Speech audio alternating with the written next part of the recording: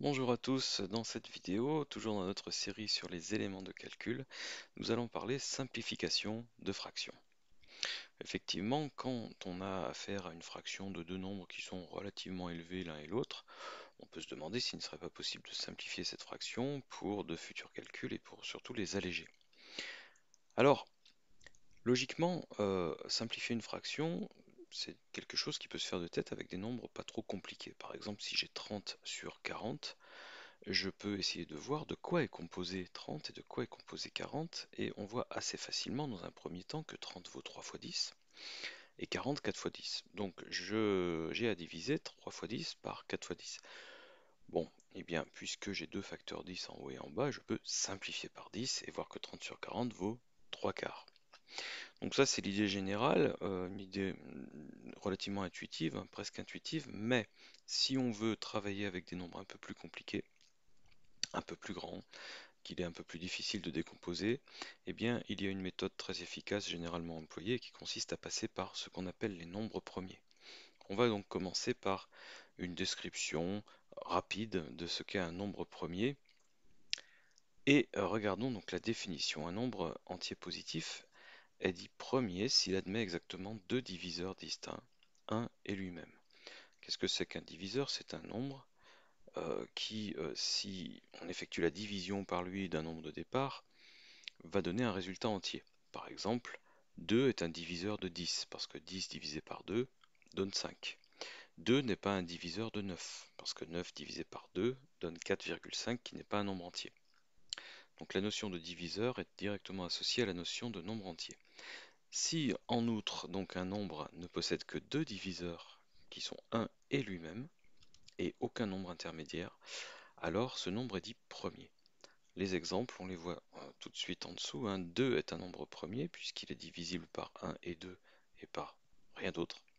7 est un nombre premier, il est divisible par 1 évidemment, par 7 évidemment, et par rien d'autre non plus, 2, 3, 4, 5 ou 6.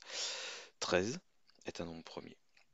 Il n'est pas divisible par 2, par 3, par 4, par 5, par 6 jusqu'à 12, mais il est divisible seulement par 1 et par 13. Des contre-exemples: 4 n'est pas un nombre premier parce qu'il est divisible par 1 et 4 évidemment, mais aussi par 2. 6, qui est divisible par 2 et 3 en plus de 1 et 6, n'est pas un nombre premier. 1 non plus, c'est un cas particulier, n'est pas un nombre premier car il n'est divisible que par 1. Or, par définition, un nombre premier doit posséder deux diviseurs qui sont distincts. Donc, en laissant le cas 1 de côté, parce que c'est un cas vraiment à part, hein, il n'est pas très intéressant de diviser par 1 de toute façon, on a maintenant cette notion de nombre premier qui finalement est un nombre qui n'est pas le multiple de deux autres nombres qui ne sont pas associés à lui-même. 7 n'est égal qu'à 1 fois 7. Par contre 12 est égal à 3 fois 4. Multiplication qui n'implique pas le nombre 12. Donc 12 n'est pas un nombre premier. Un nombre premier finalement, c'est un nombre qui ne figure pas dans la table de multiplication en tant que résultat. Et je mets quand même entre parenthèses hormis dans la table de 1. Par exemple, 2 est un nombre premier, 3 est un nombre premier, ça n'est pas un résultat de la table de multiplication. D'accord? Par contre, 4 est le résultat de 2 fois 2 dans la table de multiplication. Donc 4 ne peut pas être considéré comme un nombre premier. Et ainsi de suite. Je donne ici la liste des nombres premiers inférieurs à 100, les seuls qui n'apparaissent pas dans la table de multiplication qui va de 1 à 10. Donc d'accord, donc de 1 à 10 fois les nombres de 1 à 10. Maximum 10 fois 10, 100. Alors évidemment, le 5 apparaît dans la table de multiplication, mais en tant que valeur de départ. Mais aucun résultat qui n'implique pas 5 ne donnera 5 en multiplication. Voilà, j'espère avoir été clair sur ce point-là. Et à ce moment-là, une fois que le concept de nombre premier est défini, eh bien on a deux résultats qui sont essentiels, fondamentaux. Tout nombre entier supérieur à 1 peut s'écrire comme un produit de facteurs premiers. Et là donc je donne la dénomination, on va dire, de ce produit de facteurs premiers. Les lettres P numérotées désignent des nombres premiers différents, pris éventuellement dans la liste qui se trouve au-dessus. Les puissances qu'on affecte, eh bien on va le voir dans les exemples, hein, sont là pour dire que un nombre premier peut être à multiplier 2 ou 3 fois par lui-même pour rendre compte du nombre de départ. Et le résultat qui est vraiment important aussi, donc en bas de l'encadré, est que cette décomposition est unique. Alors, regardons vite des exemples pour illustrer ça. Le nombre 6 est égal à 2 fois 3. 2 et 3 sont effectivement des nombres premiers, et surtout cette unicité de la décomposition nous dit que 6 n'est égal à rien d'autre en tant que produit de nombres premiers. On peut bien choisir tout ce qu'on veut dans la liste, et multiplier des nombres entre eux, on ne trouvera jamais 6. Il n'y a que 2 fois 3 qui donne 6. Le nombre 12, qui vaut 4 fois 3, eh bien vaut 2 fois 2 fois 3. Donc si vraiment je veux revenir à des nombres premiers, voilà comment je peux écrire la décomposition du nombre 12. 2 fois 2 fois 3. Et là encore, je peux essayer d'autres produits avec des nombres premiers, par exemple 5 fois 3, non, ça fait 15, ça ne fait pas 12, 5 fois 2, ça fait 10. Je peux tenter plein d'autres choses, je ne trouverai jamais 12. 12 n'est que 2 au carré fois 3. 25, c'est 5 fois 5, et rien d'autre. 30, c'est 2 fois 3 fois 5. Là aussi, je peux essayer 7 fois 3, 21, fois 2, 42. Non, je n'obtiendrai pas 30. Et ainsi de suite. 45, c'est 3 au carré fois 5. 147, c'est 3 fois 7 au carré. Chaque entier possède sa décomposition en facteur premier, et en plus de manière unique. Alors on peut assez rapidement faire une décomposition en facteur premier d'un nombre qui n'est pas trop grand. Il suffit de bien connaître sa table de multiplication. Voilà, 30 égale 2 fois 3 fois 5, ça s'obtient assez rapidement. Mais par contre, pour des nombres plus grands, comme 847 ou 2625, il devient plus difficile de deviner quels vont être les nombres premiers impliqués. Et donc, il peut être utile de retenir quelques critères de divisibilité pour déjà savoir si, dans notre nombre de départ, se cache le nombre premier 2 ou le 3 ou le 5. Par exemple, avec 30, comme on a une terminaison par 0, je vois tout de suite que j'ai un multiple de 2. J'ai un nombre pair. Je vois aussi que j'ai un multiple de 5, donc je sais que dans 30, il y a 2 fois 5. Et une fois que je sais qu'il y a 2 fois 5, 2 fois 5, 10, je sais qu'il me reste à multiplier par 3. Les critères de divisibilité qu'il est bon de connaître, je vais les faire apparaître dans ce tableau. Un nombre est divisible par 2 à partir du moment où son chiffre des unités est 0, 2, 4, 6 ou 8. 536 est divisible par 2 parce qu'il se termine par 6. Un nombre est divisible par 3 si la somme de ses chiffres est elle-même divisible par 3. 285, difficile de dire comme ça, mais si j'ajoute les chiffres, 2 plus 8 plus 5, ça me donne 15. 15 est divisible par 3, donc je sais d'avance que 285 est divisible par 3. Là, bien sûr, on peut prendre une calculatrice, diviser 285 par 3, voir le résultat et essayer de continuer une simplification. Un nombre est divisible par 4 à partir du moment où ces deux derniers chiffres représentent un nombre divisible par 4. 3516 est divisible par 4 parce que 16 est divisible par 4. Un nombre est divisible par 5 s'il se termine par 0 ou 5. Un nombre est divisible par 7 si le nombre de ses dizaines moins 2 fois le chiffre de ses unités est divisible par 7. Alors ça peut être pas mal, et puis on peut démontrer ça évidemment en arithmétique, et on peut le démontrer aussi pour obtenir des critères de divisibilité par 11 ou par 13, mais ici on le cite pour 7. Alors regardons bien l'exemple, je prends 833. Les dizaines, il y en a 83. Donc je cite tout sauf le chiffre des unités, 83. Et je dois retrancher 2 fois le chiffre des unités, qui lui-même est 3. Je prends 83 moins 6, résultat 77. Ce nombre-là est manifestement divisible par 7, donc 833 aussi.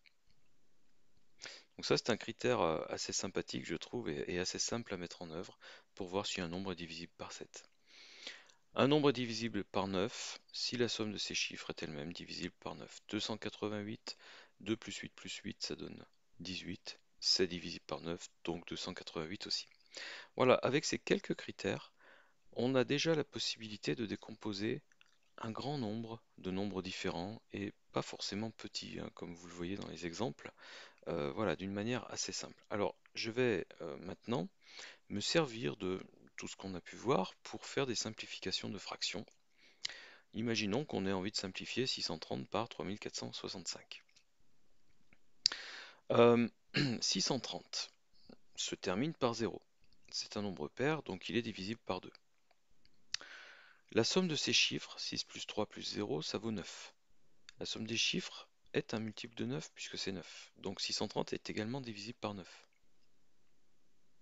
Je pourrais continuer avec 3465 et pourquoi pas calculer déjà la somme de ces chiffres pour voir ce qu'il en est de ce côté-là. 4 plus 3, 7, plus 6, 13, plus 5, 18. 1. La somme des chiffres est un multiple de 9, donc 3465 est divisible par 9. Alors ce que je vais afficher, c'est d'abord le fait que je me rends compte que chacun d'eux est divisible par 3 et que chaque résultat est encore divisible par 3. On aurait pu aussi se contenter du critère de divisibilité par 3. Pourquoi pas? On peut faire les opérations dans l'ordre qui nous plaît. Donc j'ai 3 fois 210 en haut, donc 3 fois 3 fois 70. Et en bas, 3465 divisé par 3, ça m'a donné 1155, qui est encore divisible par 3 et qui donne un résultat de 385. Bien, maintenant, je m'aperçois que 70 est divisible par 5 parce que son chiffre des unités vaut 0, pourquoi pas, et que 385 est également divisible par 5 parce que son chiffre des unités vaut 5. Donc je divise ces nombres par 5 et j'obtiens le facteur restant qui est 14 en haut et en bas 77. Je m'aperçois maintenant que en haut j'ai une divisibilité par 7, 14 c'est 7 fois 2, 2 fois 7, et 77 c'est 7 fois 11. Bon, maintenant j'ai fait une décomposition complète en facteur premier de mon numérateur initial et de mon dénominateur. Et je m'aperçois que en haut j'ai une multiplication par 3, en bas je divise par 3. Je peux simplifier. J'ai encore un facteur 3 en haut, un facteur 3 en bas, je simplifie aussi par 5 en haut et en bas, par 7 en haut et en bas, et il me reste quoi? 2 onzièmes.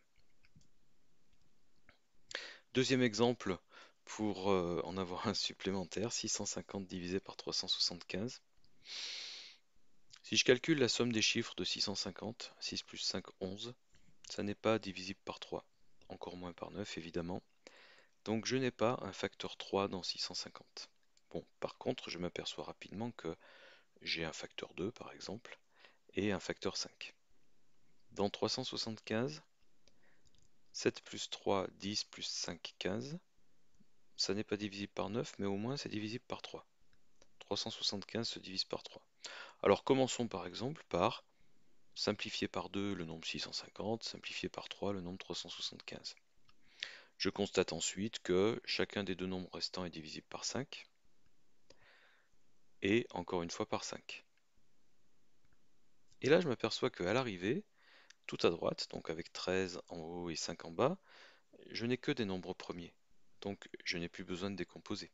C'est l'avantage des nombres premiers, une fois qu'on tombe sur eux, on sait qu'on ne peut plus décomposer, donc la décomposition est finie.